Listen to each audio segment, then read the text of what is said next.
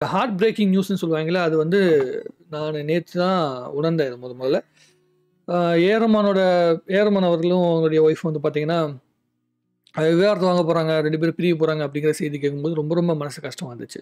என்னடா அவங்க குடும்பம் தானே பிரியிறாங்க. உனக்கு என்னடா கஷ்டம் அப்படிங்கும்போது, அதாவது நம்மளோட லைஃப்ல பல காரணங்களுக்கு பல காரணங்களுக்கான ஒரு எப்படி சொல்றது, உத்வேகமா இருந்தது தான் ஏஆர் ரஹ்மானுடைய இசை அப்படிங்கிறது தெரியும். அவர் நம்மளோட லைஃப்ல ஒரு மிக முக்கியமான அங்கமா மாறி போயிட்டாரு. Ilaiyaraaja sir, A R Rahman sir இவங்கலாம் ரொம்ப முக்கியமான ஆட்களா வாழ்க்கையில மாறி போயிட்டாங்க. அவங்க எல்லாருமே சாதிக்கும்போது, அந்த சாதனைகள வந்து நம்மளுடைய சாதனையாவே நம்ம எல்லாம் உணர ஆரம்பிச்சோம். அது ரொம்ப ரொம்ப அவர் ஆஸ்கார் வாங்கும்போதும் சரி எல்லாமே. ஏஆர் ரஹ்மானுடைய இந்த மிகப்பெரிய வெற்றிக்கான காரணம் அவருடைய குடும்பம் அப்படிங்கிறதுல எனக்கு எந்தவித மாற்று கருத்துமே கிடையாது. அவங்க குடும்பம் குடுத்த சுதந்திரமும், அந்த சுதந்திரத்தினால தான் அவர் இவ்வளோ பெரிய அளவுக்கு சாதிக்க முடிஞ்சுது. அவங்க அம்மா குடுத்த அன்பு, அதுக்கப்புறமேட்டு மனைவி குடுத்த அந்த அரவணைப்பு தான் இவ்வளோ பெரிய அளவுக்கு சாதனைக்கான காரணம் அப்படின்னு நினைக்கிறேன். அவரு பல இடங்கள்ல சொல்லியிருக்காரு. எங்களுக்குள்ள வந்து பெரிய அளவுக்கு சண்டைகள் அது இதுன்னு எதுவுமே வராதுன்னு சொல்லிட்டு வந்து ஜீ டிவில வந்து ஒரு ப்ரோகிராம் நடந்துச்சு. நம்முடைய சுபாஷினி அவர்கள் வந்து அந்த ப்ரோகிராம் சுஹாசினி அவர்கள் வந்து நடத்துனாங்க.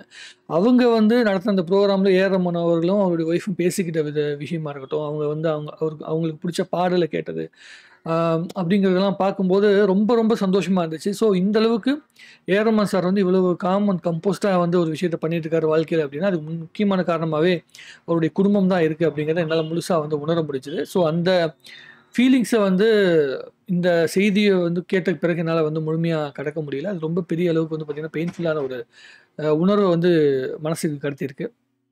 ஏஆர் ரஹ்மான் வாழ்க்கையில எவ்வளோ பெரிய இடங்கள அடைஞ்சிருக்காரு. எவ்வளோ பெரிய வந்து ஏற்றங்கள சந்திச்சிருக்காரு. அதே மாதிரி வந்து நெறைய கான்ட்ரோவர்சியான விஷயங்கள் கூட வாழ்க்கையில வந்திருக்கு.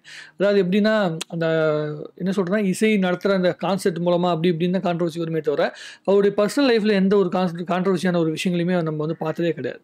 ஸோ அவ்வளோ தூரம் வந்து அற்புதமான ஒரு வாழ்க்கை வாழ்ந்தாரு. இப்ப தான் அவருடைய குழந்தைக்கு கல்யாணம் பண்ணி குடுக்குற அந்த இடத்த வந்தாரு. தன்னுடைய பையன, தன்னுடைய மகள வந்து பார்த்தீங்கன்னா, மியூசிக் டைரக்டரா மாத்துற ஒரு அற்புதமான இடத்த நோக்கி நகர்ந்திருக்காரு. அடுத்த ஜெனரேஷன உருவாக்குறது கேஎம் அப்படின்னு சொல்லிட்டு வந்து அந்த காலேஜ் மியூசிக் காலேஜ் நடத்தி அது மூலமா பெரிய அளவுக்கு கொண்டு வந்திருக்காரு. நமக்கு வந்து உலக புகழ் பெற்ற திடீர் நாதஸ்வரம் அந்த பையன் இருக்கான். அந்த பையன் வந்து ஏஆர் ரஹ்மானோட ஸ்கூல்ல படிச்சு வந்த பையன். ஸோ இதெல்லாம் பார்க்கும்போது ஒரு மிகப்பெரிய வந்து ஒரு சாதனை புரிஞ்ச ஒரு மனுஷனுக்கு, இந்த மாதிரியான ஒரு சோதனையான ஒரு கால சூழ்நிலை வந்திருக்கிறத பார்க்கும்போது ரொம்ப மனசுக்கு கஷ்டமா இருந்தது. கஷ்டமா இருக்கு இன்னும் கூட. ஆ எப்படின்னா, இந்த மாரி இடத்த தாண்டி வரும்போது, ரொம்ப குடும்பத்தோட ரொம்ப அட்டாச்மெண்ட்டா இருந்த மனுஷன், அம்மா மேல அவ்வளவு பாசம் உள்ள ஒரு மனுஷன்.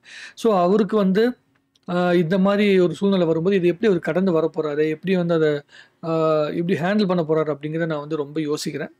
ஆ ஏஆர் ரஹ்மான் வந்து தன்னோட வெற்றிக்கு வந்து மிக முக்கியமான காரணமாக கடவுள தான் வந்து கருதுறாரு. தன்னுடைய தாயுடைய அந்த என்ன சொல்றதுன்னா, தாயுடைய அந்த ஆசீர்வாதம் தான் காரணம் அப்படின்னு நினைக்கிறாரு. ஸோ அந்த தாயுடைய ஆசீர்வாதமும், கடவுளுடைய அந்த என்ன அனுகிரகமும் அவருக்கு வந்து பார்த்தீங்கன்னா, மிகப்பெரிய தைரியத்த குடுக்கணும் அப்படின்னு நான் வந்து நம்புறேன். குடுக்கும்னு நம்புறேன். வேற என்ன சொல்றது? நம்ப வந்து அவங்க வந்து அவங்களுடைய பர்சனல் லைஃப்குள்ள இருக்கிற எந்த ஒரு விஷயத்தையுமே நான் வந்து கிரிட்டிசைஸ் பண்ண விரும்பல.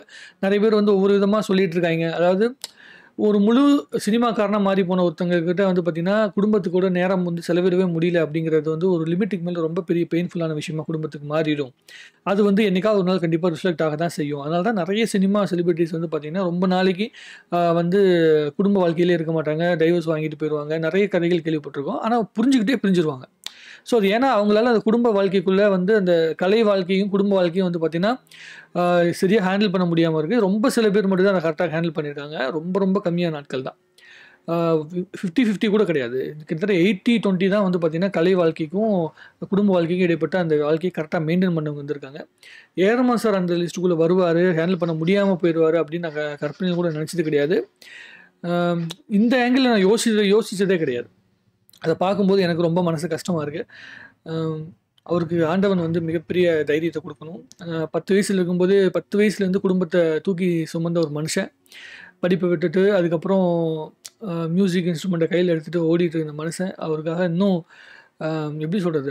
35 வயசுலயே வந்து ரிட்டயர்மெண்ட் ஆகணும்னு சொல்லி ஆசைப்பட்ட மனுஷன். சரி அதுக்கப்புறம் இசை குடுத்த அந்த தெம்புனால தான் வாழ்க்கைய இவ்வளோ தூரம் கொண்டு வந்தாரு. அந்த தெம்பு அவர் இன்னும் பல தூரம் கொண்டு போகும் அப்படின்னு நான் நினைக்கிறேன். பல இடங்களுக்கு வந்து அவர பயணப்படுத்தும் அப்படின்னு நான் நினைக்கிறேன். என்ன பொறுத்தவரைக்கும் அதான் தோணுது.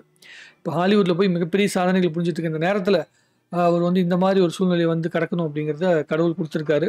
எல்லாத்துக்கும் காரணம் இருக்கும். இதுக்கும் ஒரு சரியான காரணம் வந்து கடவுள் வச்சிருப்பாரு அப்படின்னு நான் நம்புறேன். வேற என்ன சொல்றது? நம்ம அவங்களுக்கான ஸ்பேஸை கொடுப்போம். அவருக்காக வந்து அவருடைய மன நிம்மதிக்காக, அவங்களுடைய ஒய்ஃபோட மன நிம்மதிக்காக நம்ம வந்து பார்த்தீங்கன்னா பிரார்த்திப்போம். வேற என்ன செய்ய முடியும்? வேற எதுவும் செய்ய முடியாது. அவங்களுக்கு ஏதோ ஒரு விஷயம் வந்து அவங்களோட லைஃப்ல வந்து உறுத்தியிருக்கு. இது வேணாம், கொஞ்சம் நம்ம பிரிஞ்சிருக்கோம் அப்படிங்கிற அந்த தோற்றம் வந்திருக்கு மைண்ட்ல. ஸோ அதுக்காக தான் அந்த டெசிஷன் எடுத்திருக்காங்க. அது கண்டிப்பா அவங்களுக்கு தேவைப்பட்டிருக்கும். இல்லைன்னா வந்து அஃபிஷியலா யாரும் யாரையும் குறை சொல்லிக்கல. இந்த மாதிரி ஒரு சூழ்நிலை என் வாழ்க்கையில வராது அப்படின்னு நான் நினைச்சேன் அப்படிங்கிற மாதிரி தான் ரஹ்மான் வந்து ட்வீட்டே பண்ணியிருக்காரு. அவர் வந்து ரொம்ப பெயின்ஃபுல்லா தான் அத பண்ணியிருக்காரு. ஸோ நம்ம ஒண்ணும் பண்ண முடியாது. இவங்க 2 பேரும் சேர்ந்து எடுத்த டெசிஷன். அதில நம்ம ஒண்ணும் சொல்றதுக்கு ஒண்ணும் கிடையாது. நம்ம வெறும் ஃபீல் மட்டும் தான் பண்ண முடியும். வேற என்ன பண்ணுவோம்? ரசிகனாக பார்க்கும்போது பல காதல் கதைகளுக்கு, பல குடும்ப வாழ்க்கைக்கு, பல தன்னம்பிக்கைக்கு ஒரு மிக உதாரணமா வாழ்ந்துட்டு இருந்தவர் ரஹ்மான். அவருடைய வாய்ஸ கேட்கும்போது, அவர் பேசும்போதும், பாடும்போதும் அந்த வாய்ஸ்ல இருக்கிற அந்த மென்மையே வந்து பார்த்தீங்கன்னா, நான் அவ்வளோ தூரம் ரசிப்பேன். அப்படிப்பட்ட மனுஷனுடைய அந்த மென்மையான அந்த மனசு, அந்த புரிதல், வாழ்க்கைய பத்தி புரிதல் இருக்கிற ஒரு மனுஷனுக்கு இந்த மாரி ஒரு சூழ்நிலை வரக்கூடாது. அப்படிங்கிறது தான் எனக்கு மைண்ட்ல ஓடிட்டே இருக்குது நேத்துலருந்தே.